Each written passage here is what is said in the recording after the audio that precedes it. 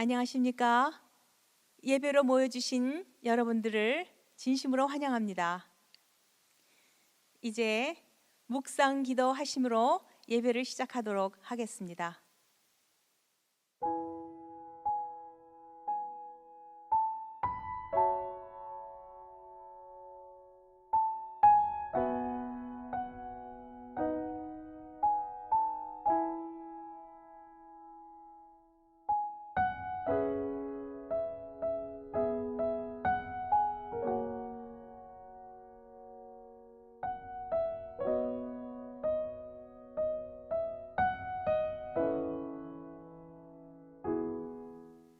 이제 우리 모두 일어나셔서 새벽을 깨우는 우렁찬 소리로 찬미 부르시도록 하겠습니다.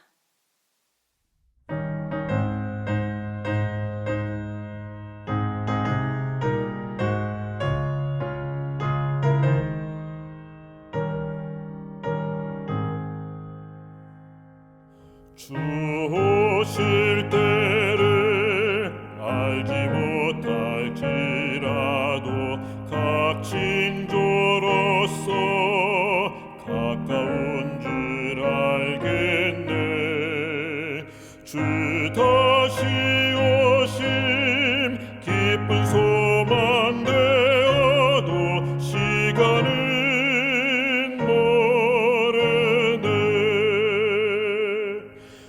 오시네.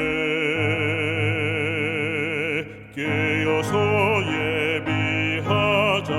오시네. 할렐루야 할렐루야. 예수 구름 타고 분명 오실 터이나 시간은 모르네. 주 다시 오심 예언 중에 있으니 이를 믿는 자 그를 기다리도다. 다 준비하라. 주가 다시 오시되 시간은 모르네. 오시네. 깨어서 예비하자. 오시네. 할렐루야 할렐루야. 예수 구름 타고 분명 오실 터이나 시간은 모르네. 등불 켜고서 깨어 기도 드리며 주의 재림을 기다리며 일하세. 각 징조 볼 때 기뻐 찬미 부르나 시간은 모르네. 오시네. 깨어서 예비하자. 오시네. 할렐루야 할렐루야. 예수 구름 타고 분명 오실 터이나 시간은 모르네.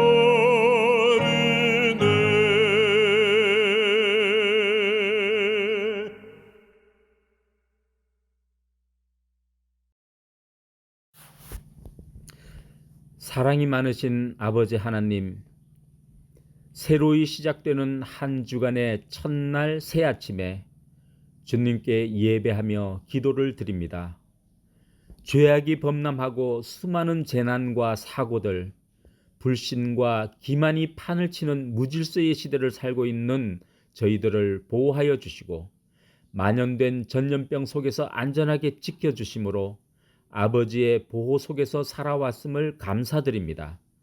비록 성전에는 모일 수 없을지라도 임마누엘의 하나님께서 함께 하시는 예배자의 각자 장소가 성전임을 믿고 성전에 모인 동일한 마음으로 새벽 기도를 드립니다. 환난의 때에 주를 보라고 하신 말씀에 따라 주님의 음성을 바로 알아듣는 저희가 되기를 원합니다. 죄의 장막에 가려 주님을 보지 못하고 주님의 음성을 듣지 못하는 주님의 자녀들을 불쌍히 여기시고 죄의 장막을 걷어주시고 저희의 귀를 열어 아버지의 말씀을 듣게 하여 주시옵소서. 너희는 가만히 있어 주가 하나님 됨을 알지어다 라고 하신 말씀대로 듣게 하여 주시옵시고 보게 하여 주시옵소서.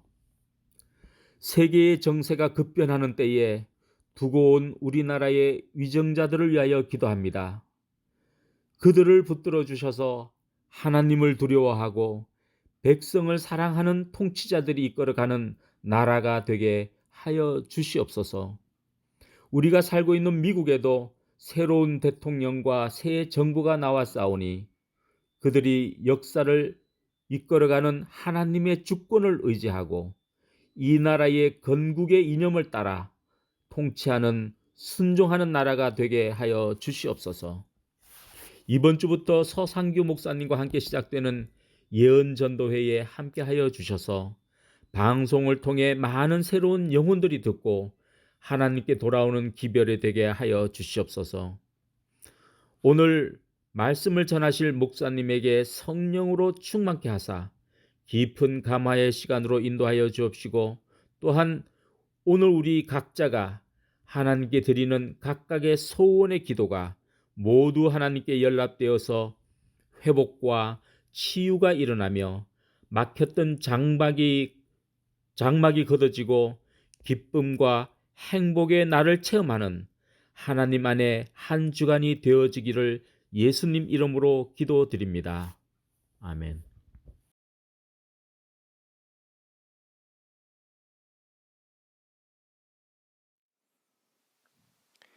안녕하십니까 성도 여러분. 오늘도 우리에게 새 생명을 주신 하나님께 감사를 드립니다. 오늘은 우리 모든 성도님들과 함께 하나님의 염려는 다릅니다 라고 하는 제목으로 하나님의 말씀의 은혜를 나누고자 합니다. 여러분 혹시 성경을 읽으시면서 진짜 이 성경절은 내 속마음을 어쩜 이렇게 잘 표현했을까, 너무나도 공감이 되고 내 마음이 아주 후련하다, 이런 성경절을 만나보셨습니까? 뭔가 내 처지와 내 입장을 잘 이해해주고 설명해주는 것만 같아서 한 번쯤 표시하게 됐던 그런 성경절이 있으신지요? 물론 때때로 하나님께 드리는 간절한 고백, 어떤 신앙 고백, 감동이 되는 그런 고백의 이야기도 있겠지만은 혹시 그런 종류의 것이 아니더라도 뭔가 내 마음의 답답함, 하나님을 향하여 한 번쯤은 좀 따진다고 할까요? 좀 변론해 본다고 할까요? 좀 그래 보고 싶은 어떤 성경절을 만나보신 적이 있으신지요? 이사야 선지자를 통해서 하나님께서는 분명히 우리에게 이와 같이 말씀을 하셨습니다. 여호와께서 말씀하시되 오라 우리가 서로 변론하자. 너희의 죄가 주홍 같을지라도 눈과 같이 희어질 것이요 진홍같이 붉을지라도 양털같이 희게 되리라. 이사야 1장 18절이고요. 또 한 구절입니다. 너는 나에게 기억이 나게 하라. 우리가 함께 변론하자. 너는 말하여 내가 의로움을 나타내라. 이사야 43장 26절에 있는 말씀입니다. 물론 이 두 구절은 좀 다른 상황에서 나온 말씀이기도 합니다. 저희가 지금 이사야서의 본문을 연구하려고 하는 것은 아니지만요, 먼저 보셨던 이사야서 1장 18절의 말씀 같은 경우에는 하나님께서 변론하자라고 말씀하시면서 그 다음 변론하자고 하는 이유가 무엇입니까? 너가 정말 의롭다고? 너 죄 이렇게 많아, 이렇게 정죄하시려고 하시는 목적이 아니셨습니다. 너희 죄가 진홍같이 붉을지라도 주홍같이 붉을지라도 희게 될 것이다. 너희의 죄가 사함을 얻을 것이다. 내가 다 용서할 것이다. 돌아오라 라고 말씀하시는 하나님의 사랑과 자비의 음성을 우리가 들을 수가 있는 것입니다.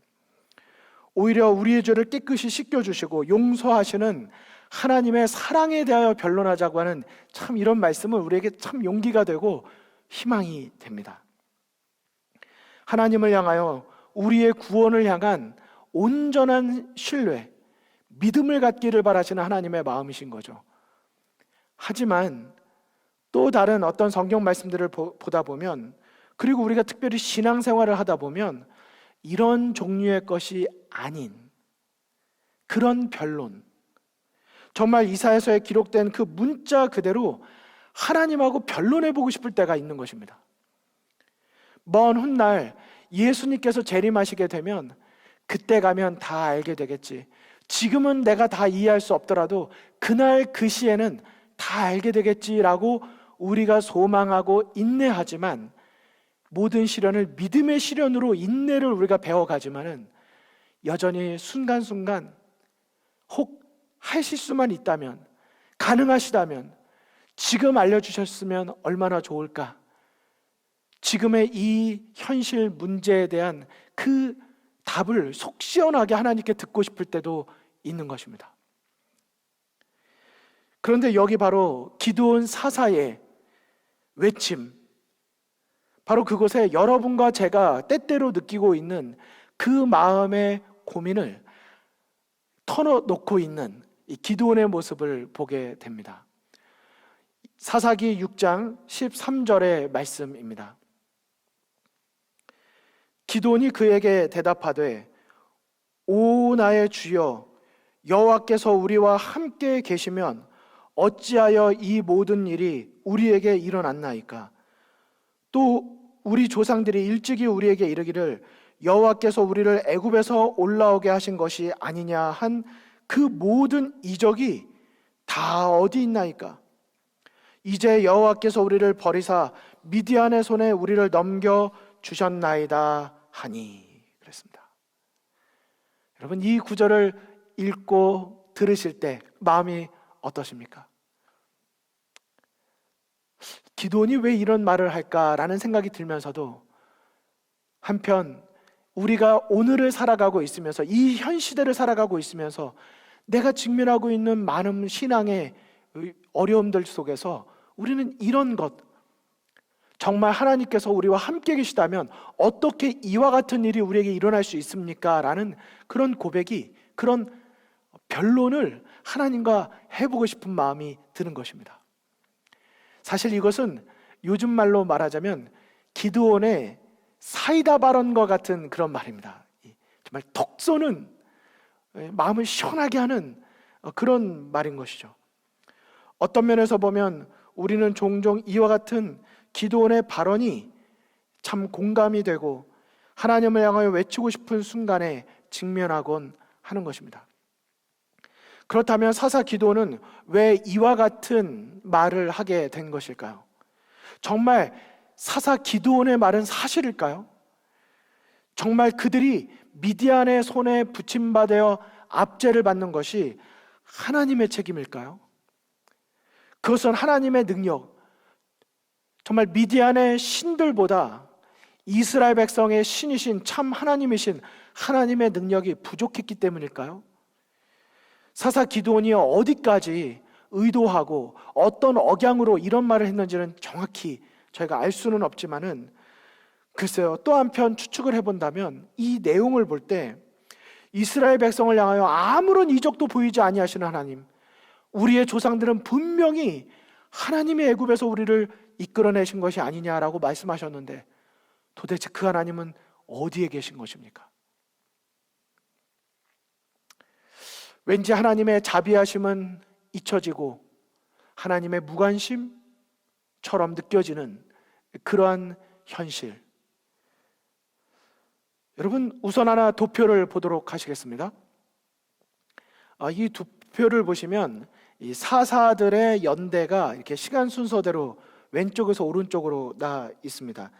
구약 성경 7번째 책인 사사기에 나오는 인물들은요, 첫 번째 사사였던 온니엘을 시작으로 마지막 사사였고 제사장이었고 선지자 역할을 했던 사무엘까지 총 13명의 사사가 있었습니다. 그 중에 기드온 사사는 5번째 속하는 사사였습니다. 그리고 그 다음의 표를 또 하나 보시면요, 같은 내용 다른 도표인데요, 기드온은 사사기 6장부터 8장까지 기록되어 있고 지파는 므낫세 지파였으며 그 당시에 괴롭혔던 족속은 미디안 족속이었습니다. 미디안 족속에 의해서 압제를 받은 것, 공격을 받은 것이, 괴롭힘을 받은 것이 무려 7년이나 됩니다. 여러분, 그러므로 이 기드온의 말이 어느 정도는 사실인 것을 보게 됩니다. 7년이나 이렇게 오랜 기간이나 압제를 받았다면 여러분, 7년이 적은 연도가 아니지 않습니까? 이해할 수 없는 것이죠. 하나님은 어디 계신가? 저희가 코로나로 이제 1년도 채 보내지 못한, 정말 10년 같이 보낸 이 긴 시간이 있는데 7년이라고 하는 시간이라면 어떠했을까요? 해결될 듯 터널이 빠져나올 듯 싶으면서도 여전히 터널 안에 있다고 느껴질 때 충분히 기드온과 같은 그런 말을 할 수도 있는 것입니다. 그렇다면 먼저 이 부분이, 기드온이 말한 것이 전부가 사실인지 아니면 일부분이 사실인지, 어떤 배경에서 이와 같은 말이 나왔는지를 우리가 사사기 6장 앞뒤 그리고 좀 전체적인 구절을 보시면서 살펴보도록 하시겠습니다. 먼저 사사기 6장 13절을 보셨는데요, 그 앞에 있는 11절부터 있는 말씀을 보도록 하시겠습니다. 제가 읽겠습니다. 여호와의 사자가 아비에셀 사람 요아스에게 속한 오브라에 이르러 상수리나무 아래에 앉으니라. 마침 요아스의 아들 기드온이 미디안 사람에게 알리지 아니하려 하여 밀을 포도주 틀에서 타작하더니, 자 12절 보십시오. 여호와의 사자가 기드온에게 나타나 이르되 큰 용사여, 여호와께서 너와 함께 계시도다 라고 말했습니다. 여호와께서 함께 계시도다, 너와 함께 계시도다, 큰 용사여. 그러자 13절, 조금 전에 보셨던 여호와께서 우리와 함께 계시며 어찌하여 이 모든 일이 우리에게 일어났나이까 라는 말이 나오고 있는 것입니다. 큰 용사여, 여호와께서 너와 함께 하시느니라 라는 말을 들었는데 기드온이 이렇게 말한 것이죠. 함께 하신다고요?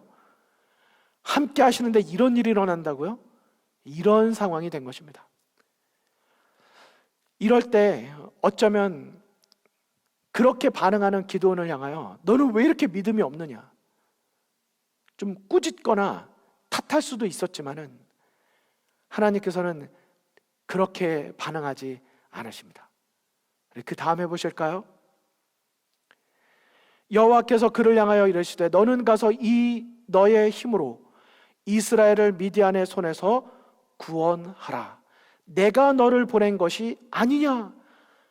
내가 너를 보내는 것이 아니냐? 15절. 그러나 기드온이 그에게 대답하되 오 주여, 내가 무엇으로 이스라엘을 구원하리이까? 보소서, 나의 집은 므낫세 중에 극히 약하고 나는 내 아버지 집에서 가장 작은 자니이다 하니, 여호와께서 그에게 이르시되 내가 반드시 너와 함께 하리니, 내가 반드시 너와 함께 하리니 내가 미디안 사람 치기를 한 사람 치듯 하리라 하시니라 말씀하셨습니다. 성도 여러분, 기드온이 하나님께서 나와 함께 하신다고요 말한 그 앞뒤에 계속해서 반복하시는 하나님의 말씀은 무엇입니까? 내가 너와 함께 하리라. 내가 너를 보내는 것이 아니냐? 내가 반드시 너와 함께 하리라. 믿음이 부족하고 하나님께서 함께 하심에도 불구하고 그것을 알지도 못하고 깨닫지도 못하고 정말 그러한 상태에 있었던 기드온이었지만은 하나님은 그의 겸손함을 보시고 그에게 끊임없이 인내하시며 기다리시며 내가 너와 함께 한다는 약속을 거듭거듭 말씀해 주시는 모습을 보게 되는 것입니다. 여러분, 그렇다면 이스라엘 백성들이 미디안의 압제에 있게 됐던 이유와 배경은 무엇 때문일까요? 여기 방금 앞서 말씀드렸던 하나님께서 우리와 함께 하신다는 이 약속에 대해서는 우리 성도님들 한쪽 마음에 잘 간직해 놓으시고요. 이것이 이제 오늘의 설교의 마지막 종착지까지 가지고 가셔야 될 중요한 포인트입니다. 자, 그러면 잠깐 정말 아까 기도원이 말했던 모든 하나님을 향한 그 원망 섞인 것 같은 그런 말들이 다 사실인지 함께 보도록 하시겠습니다. 사사기 6장 1절부터 있는 말씀입니다. 이스라엘 자손이 또 여호와의 목전에 악을 행하였으므로 여호와께서 7년 동안 그들을 미디안의 손에 넘겨 주시니 미디안의 손이 이스라엘을 이긴지라. 이스라엘 자손이 미디안으로 말미암아 산에서 웅덩이와 굴과 산성을 자기들을 위하여 만들었으며 이스라엘이 파종한 때면 미디안과 아말렉과 동방 사람들이 치러 올라왔다 그랬습니다. 여러분, 아까 기드온이 몇 번째 사사였다고 그랬습니까? 5번째 사사였습니다. 그런 앞선 여러 사사들을 하나님께서 보내주셨음에도 불구하고 그들은 하나님을 신뢰했다가 불신했다가 신뢰했다가 불신했다가 마치 바람이 불면 파도가 계속 오르락내리락 치는 것처럼 조금만 그들에게 시련이 오면 그들은 심지가 견고하여져서 하나님을 바라보는 것이 아니라 형편을 바라보고 이리저리 흔들리며 그들은 타협하기 일쑤였던 것입니다. 그들은 또 여호와의 목전에서 악을 행하기 시작했습니다. 조금만 편안해지면 악을 행하는 것이죠. 예수님을 나의 능력의 근원으로 바라보는 일에 주님을 기억하며 항시범 하나님을 항상 기억하며 감사히 생애하는 그들의 삶이 자주, 너무나도 자주 무너지곤 했던 것입니다. 그래서 우리 4절부터의 그 말씀 뒤로 한번 보실까요? 6절을 한번 보실까요? 이스라엘이 미디안으로 말미암아 궁핍함이 심한지라 이에 이스라엘 자손이 여호와께 부르짖었더라. 이스라엘이 미디안으로 말미암아 또다시 궁핍하여지니까 이스라엘 백성들이 이제 와서 여호와께 다시 부르짖기 시작하게 된 것입니다. 이스라엘 백성들의 지도자였던 모세와 여호수아가 죽은 후에 가나안 땅에 정착한 이스라엘 백성들은 점차 이방 문화에 젖어들게 되었습니다. 그들은 범죄하였고 하나님께 불순종하게 되었습니다. 이러한 백성들을 향해서 하나님은 이방 민족에게 패배를 경험할 수 있도록 허락하셨습니다. 그들을 돌보시던 손길을 잠시 거두셨던 것이죠. 그리고 사사를 보내어 구해주시는 하나님의 사랑을 보여주셨던 것이었습니다. 사실 이스라엘 각 지파들은 가나안에 정착한 후에 그 땅을 완전히 정복하였어야만 하였었습니다. 그 이스라엘이 가나안 땅을 완전히 정복하기 위하여 그들이 정력적인 노력을 기울여야만 했었습니다. 이미 얻은 영토를 만족히 여기는 그런 실수를 범하면서 그들에겐 여전히 맡겨진 사명이 있었고 끝까지 그들에게 맡겨진 사명을 따라 땅을 정복했어야 되는데 이미 얻은 땅으로 그들은 만족하게 되면서 그들의 열심은 점점 더 시들어져 버리게 됐고 더 이상 전쟁을 계속하지 않게 되었던 것이었습니다. 그래서 사사기서 1장 28절에 보면 다음과 같은 말씀이 있습니다. 제가 한번 읽어드리겠습니다. 이스라엘이 강성한 후에야 가나안 사람에게 사역을 시켰고 다 쫓아내지 아니하였더라 라고 말한 것입니다. 그들이 다 쫓아내지 않았습니다.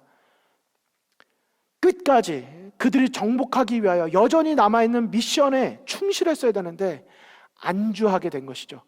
현실에 안주하다 보니까 그들은 이방 문화에 익숙하게 되었고 하나님께서 그들에게 부여하신 사명을 잃어버린 채 오히려 타협하고 그들은 타락하게 된 것을 보게 되는 것입니다. 여러분, 이 부분에 대해서 영감의 말씀이 말씀하고 있는 배경의 설명이 있는데요. 이 부분은 우리에게 상당한 도움을 주기 때문에 우리 잠시 함께 보도록 하시겠습니다. 부조화 선지자 543쪽입니다. 여호와께서 이스라엘 백성에게 하신 언약을 당신 편에서 충실히 이행하셨으므로 여호수아는 가나안인의 세력을 꺾고 그 땅을 각 지파에게 분배하였다. 하나님께서 도우시리라는 보증을 신뢰하고 그 땅의 거민을 완전히 몰아내는 일만이 그들에게 남아 있었다. 그러나 그들은 이 일에 뭐 했다고요? 실패했다. 그들은 가나안인들과 동맹을 체결함으로 직접적으로 하나님의 명령을 어겼다. 그리하여 그들은 하나님께서 그들로 가나안을 점령하도록 허락하신 조건을 성취시키는 일에 실패했다. 그 다음 보실까요? 하나님께서 당신의 백성을 가나안 땅에 두신 것은 그들로 도덕적 죄악의 조수를 막아 온 세상에 범람하지 못하게 할 강한 방파제를 삼고자 하심이었다. 하나님께서는 이스라엘 백성이 당신에게 충성하는 한 그들이 나아가 정복하고 또 정복할 수 있게 하시고자 하셨다. 하나님께서는 가나안인들보다 더 크고 강력한 족속들까지도 이스라엘 백성들의 손에 붙이시고자 하셨다. 그러나 이스라엘 백성들은 그들의 숭고한 운명을 돌아보지 아니하고 안일과 방종의 길을 택하여 가나안 정복을 완수할 기회를 잃어버렸으며 여러 세대 동안 선지자가 너희의 눈의 가시와 옆구리에 찌르는 것이 되리라고 예언한 바와 같이 그들은 남아있던 우상 숭배하는 백성들로부터 압박을 당하였다.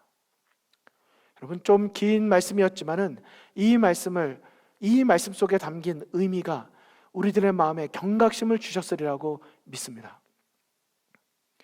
어두움과 빛은 중간 지대가 없습니다.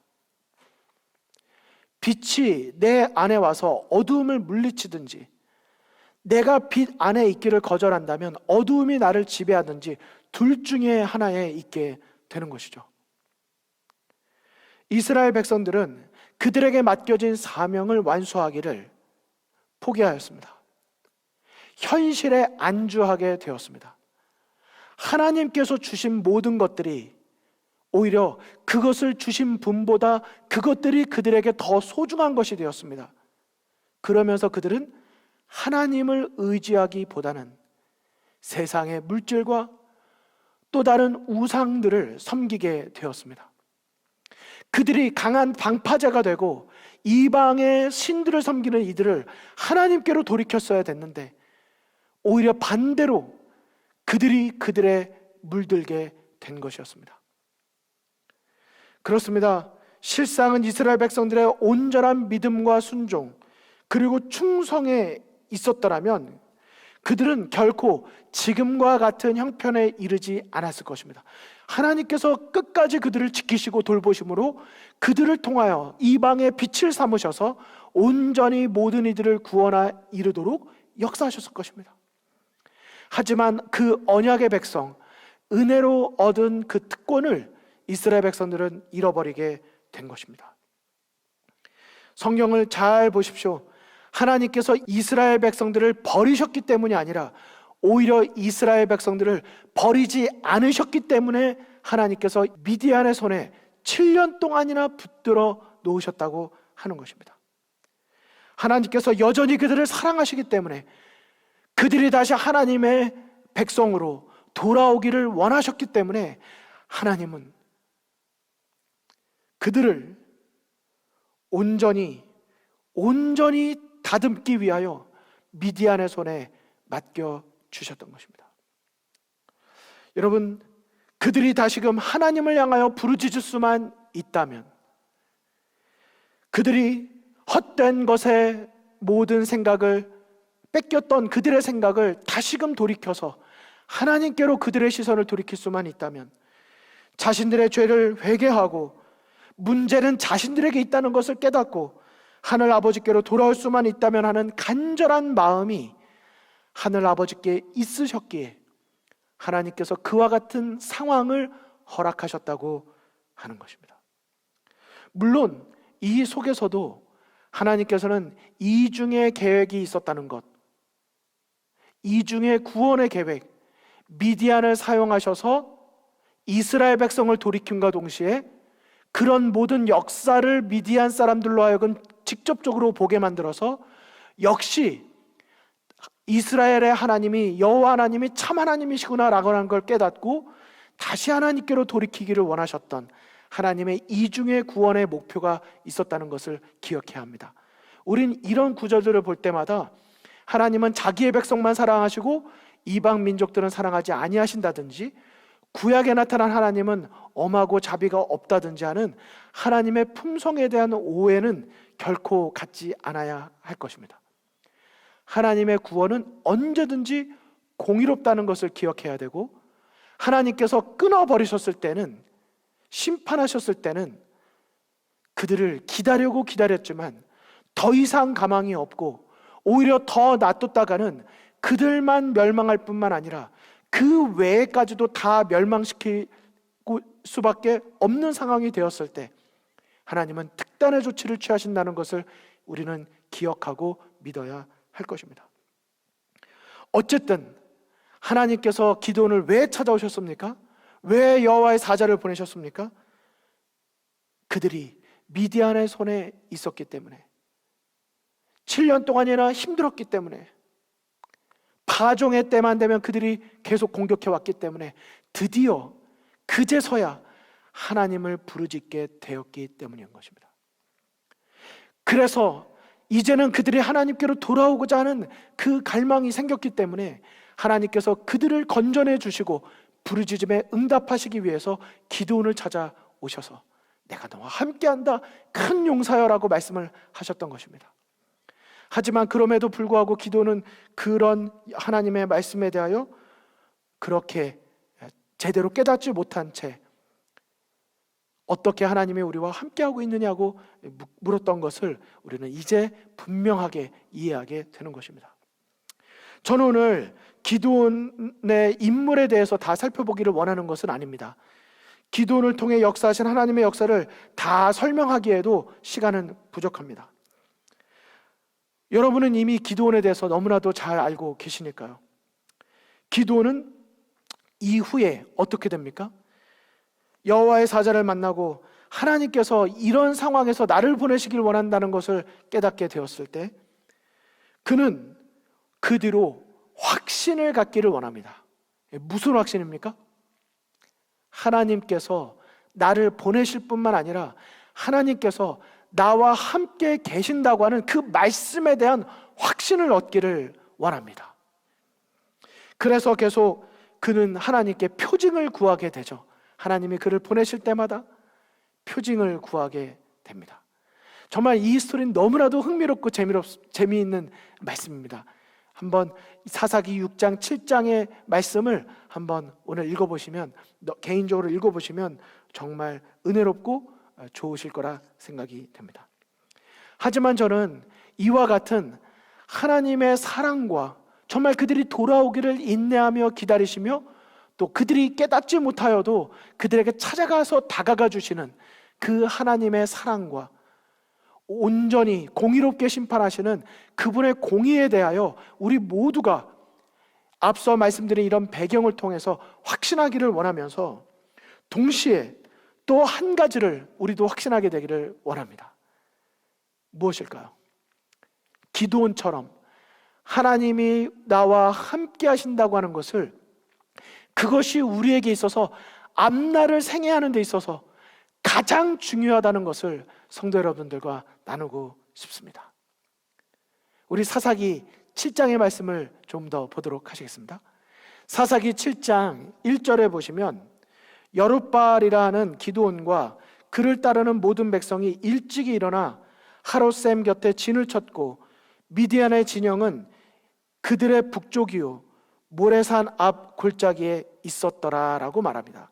그러면서 이제 미디안 사람들이 또다시 이제 기드온과 이스라엘 백성들을 이제 공격하기 위해서 찾아온 모습을 보여주고 있습니다.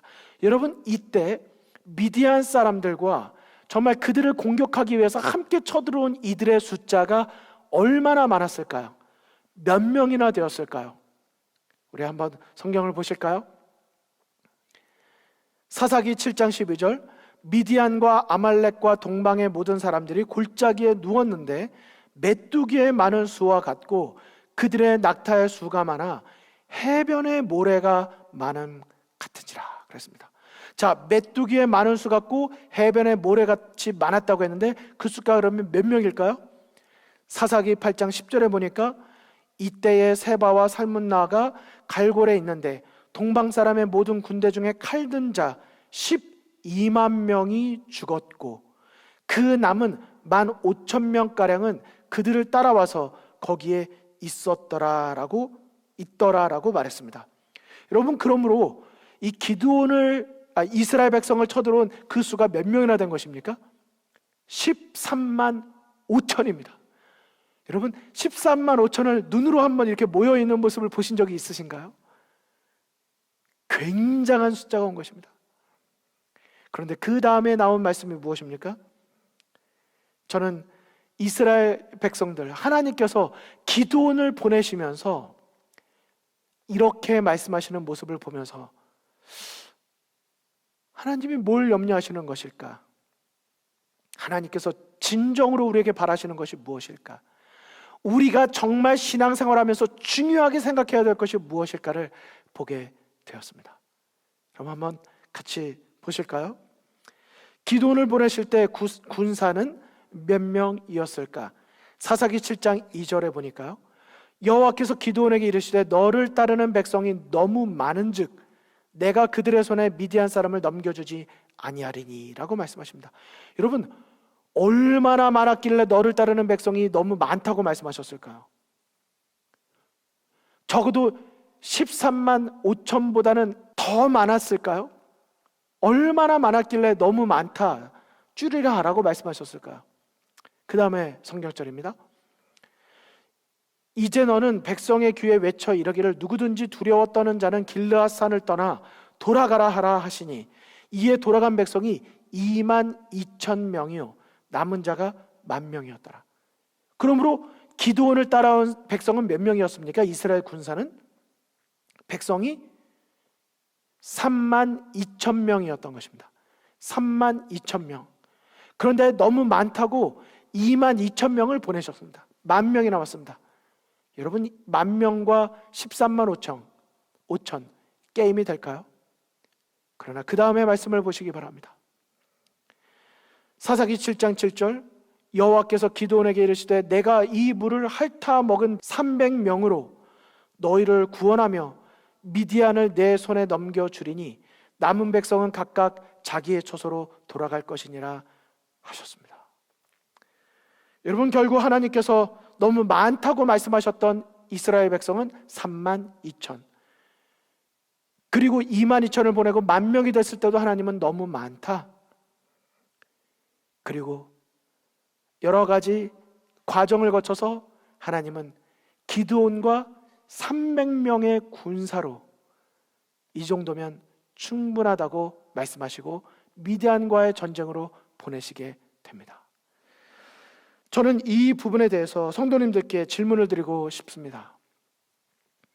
하나님께서는 그렇잖아도 13만 5천에 비하면 말도 안 되게 턱없이 부족한 숫자임에도 불구하고 13만 5천 대 300명, 하나님은 왜 너무 많다고 기드온에게 염려하며 말씀하셨을까요?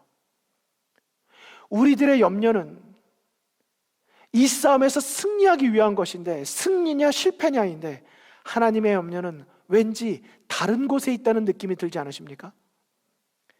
하나님께서 300이면 됐다라고 말씀하셨던 이유는 바로 다음의 성경절에서 나와 있습니다. 사사기 7장 2절입니다. 다 같이 읽어봐 주실까요? 시작. 이는 이스라엘이 나를 거슬러 스스로 자랑하기를 내 손이 나를 구원하였다 할까 함이니라 말씀하셨습니다. 저는 이 구절과 더불어서 한 구절을 더 연이어 보기를 원합니다. 무슨 구절일까요? 하나님께서 염려하셨던 것은 바로 이것이라고 하는 것입니다. 잠언 16장 18절에 있는 말씀입니다. 교만은 패망의 선봉이요 거만한 마음은 넘어집의 앞잡이니라. 사랑하는 성도 여러분, 우리는 오늘을 살아가고 한 해를 살아가면서 나의 일평생을 살아가면서 우리는 무엇을 염려합니까? 성공일까 실패일까? 승리일까 패배일까? 우린 이런 것들을 염려합니다. 그러나 하나님의 염려는 다릅니다. 여러분 기억하십시오. 하나님의 염려는 다릅니다. 그분께서 염려하시는 것은 우리가 염려하는 것과는 분명히 다릅니다. 성공과 실패는 이미, 또 승리와 패배는 이미 하나님께 속한 것입니다. 성공, 승리, 이것은 이미 하나님께 속한 것입니다. 단지 우리가 승리의 근원 되시는 하나님을 겸손히 의지함으로 하나님의 뜻 안에 머물며 그분과 함께 할 것인가? 그분이 기드온에게 누차 말씀하셨던 것처럼 내가 너와 함께 할 것이라. 기드온이 하나님의 말씀에 순종하여 나가기 전에 그토록 갈망하였던 확신, 하나님 정말 하나님 저와 함께 하시는 거 맞죠? 보여주십시오. 가장 하나님이 기드온에게 갈망하셨던, 주셨던 약속, 기드온이 하나님에게 가장 갈망했던 것, 바로 하나님이 내 안에, 내가 하나님 안에 함께 머물고 있음에 대한 확신이었습니다. 하나님이 염려한 것도 바로 그것이었습니다. 숫자가 중요한 것이 아니었습니다. 하나님에게, 또 하나님의 백성에게 중요했던 것은 이 세상에서 말하는 그 어떤 승리의 법칙이 아니라 성령이 말하는 승리의 법칙, 바로 하나님과 겸손히 함께 동행하는 것입니다. 여러분 아멘이십니까? 이것이 성경이 말하는 우리 인생의 승리의 법칙인 것입니다.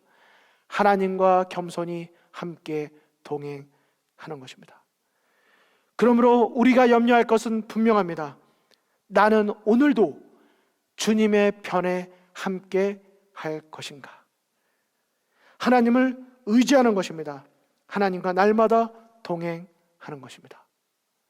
성도 여러분, 이 시간 미가서 6장 8절의 말씀을 우리 함께 읽으시면서 우리 개인의 기도의 시간을 가지시고, 그리고 오늘 이후로 예수님 재림하시는 그날까지 성경이 말하는 성공과 실패의 법칙은 오직 한 가지, 하나님과 함께 겸손히 그분을 의지하며 신뢰하며 동행하는 삶이라는 사실을 잊지 않게 되시고 꼭 실천의 경험에 이르게 되시기를 간절히 바랍니다. 우리 성경절 미가서 우리 6장 8절의 말씀 함께 읽으시겠습니다. 사람아, 주께서 선한 것이 무엇임을 내게 보이셨나니 여호와께서 내게 구하시는 것이 오직 공의를 행하며 인자를 사랑하며 겸손히 내 하나님과 함께 행하는 것이 아니냐. 겸손히 내 하나님과 함께 행하는 것이 아니냐. 성도 여러분, 이 말씀 붙잡고 하늘 번향까지 이르는 믿음의 성도, 승리하는 성도가 되시기를 간절히 바라면서 말씀을 마치겠습니다.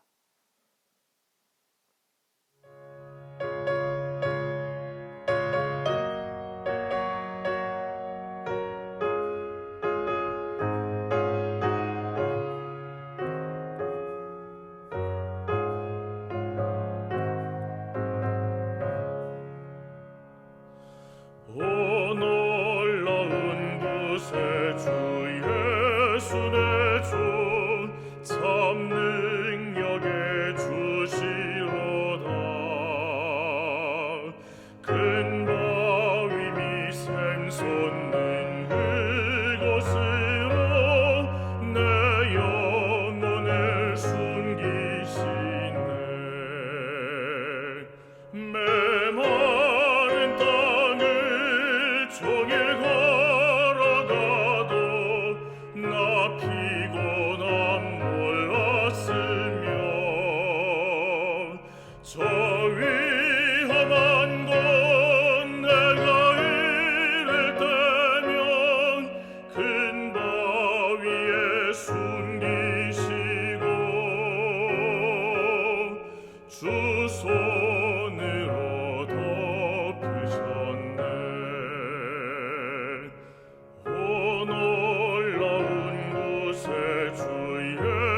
예수의 주 내 모든 짐 벗기시고 죄악에서 날 끌어올리시며 또 나에게 힘 주시네. 메마른 땅을 종일 걸어가도 나 피곤함 몰랐으며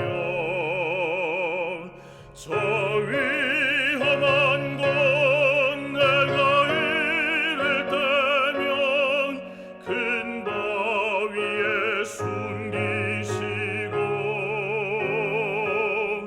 주 손으로 덮으셨네. 증량 못할 은혜로 채우시며 늘 성령에 감아주사 큰 기쁨 중 주님을 찬양토록 내 생활을 도우시네. 메마른 땅을 종일 걸어가도 나 피곤함 몰랐으며 저 위험한 곳 내가 이를 때면 큰 바위에 숨기시고 주 손으로 덮으셨네. 주 예수님 공중에 임하실 때 나 일어나 맞이하리. 천군 천사 구원을 노래하니 나와 답해 노래하리. 메마른 땅을 종일 걸어가도 나 피곤함 몰랐으며 저 위험한 곳 내가 이를 때면 큰 바위에 숨기시고 주 손으로 덮으셨네.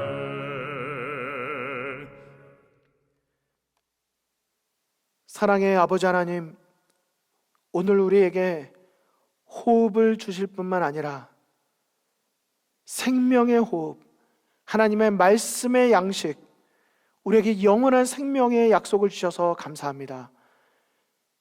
때로는 우리가 기도원처럼 하나님이 정말 나와 함께 하신다면 어떻게 이런 일이 나에게 벌어질 수 있습니까? 라고 말하는 순간들이 있었지만은 하나님, 우리의 연약함을 여전히 이해해 주시고 불쌍히 여겨주시고 긍휼히 여기셔서 계속해서 내가 너와 함께한다 말씀해 주셔서 감사합니다. 하나님, 하나님께서 우리와 함께 하신다 약속하신 것처럼 우리가 이 험난한 세상을 살아가는 동안에도 여전히 하나님과 함께하는 것, 겸손히 나와 함께 하시는 하나님을 기억하며 의지하는 것, 그렇게 하나님을 예배하며 찬양하는 것, 그것이 내 삶의 전부가 되게 하여 주시옵소서. 한때는 뜨거웠다가 한때는 식어버리는 냄비 같은 신앙이 되지 않게 도와주시고 정말 오랫도록 정말 계속해서 주님 안에 더 깊은 사랑의 교제와 믿음의 성장과 성숙이 이어지는 뚝배기 같은 신앙을 할 수 있도록 인도하여 주시옵소서. 하나님, 오늘도 주님과 겸손히 동행할 때 나에게 말씀하시고 인도하시는 주님의 손 붙잡고 하늘 본향을 향하여 나아가는 행복한 하루가 되게 하여 주시옵소서. 믿음으로 승리하는 한 주간이 되게 하여 주시옵소서. 우리의 인생이 되게 하여 주시옵소서. 예수 그리스도 이름으로 간절히 기도드리옵나이다. 아멘.